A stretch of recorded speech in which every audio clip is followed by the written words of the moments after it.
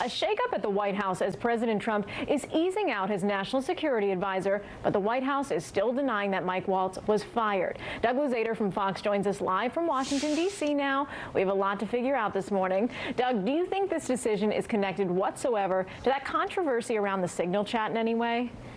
Well, it's hard to think otherwise. Now, the White House says that Waltz, kind of did his thing as national security advisor, and now he will move on to be the U.S. ambassador to the United Nations. That's no small job. So the White House is even arguing that this may be a promotion for Waltz. But certainly there were a lot of folks that were calling for his head after that Signal chat controversy, where there was a discussion about an upcoming attack in Yemen, and a journalist was inadvertently included in that chat. So, there have been questions, ever since then, and that happened, back in March. Ever since then, there have been questions about whether Waltz would ultimately survive. He will still remain within the administration, assuming that he makes it through Senate confirmation for that UN job. And that's not something you can just assume. I mean, it's going to be a rough confirmation process for him. Sure. And something we have to bring up coming from Florida here, Marco Rubio is now in his interim national security advisor. Are there any guesses on who could fill that role permanently, and how likely is it that Rubio is going to stay in that job? Well, it's certainly possible he stays with it. I mean, we've seen that happen before.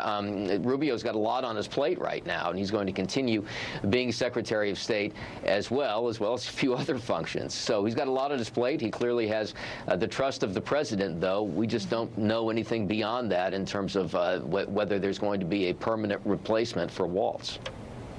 On the topic of national security, it appears the administration is really sending a very clear message to Iran. What's that message? Well, they want Iran to get back to the negotiating table as far as the nuclear program is concerned. They want them to stop the proxy wars that are taking place, and this gets back to the Yemen issue with the Houthis there. And we've seen, constant U.S. attacks on Houthi targets, trying to degrade their capabilities to go after shipping there in that channel. Whether we get a nuclear deal with Iran, who knows? But the administration has certainly been reaching out, hoping to get some negotiations started here.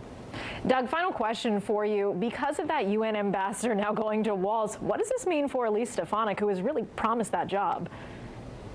Well, look, I think the concern they had there was what was going to happen in Congress. The administration, the president, was tapping a lot of folks in Congress for administration jobs very early on, and they were worried about what impact this would have on the numbers in Congress. So they kind of, put a halt, I think, to pulling more Republicans out of Congress, because the numbers there are just so narrow for the GOP.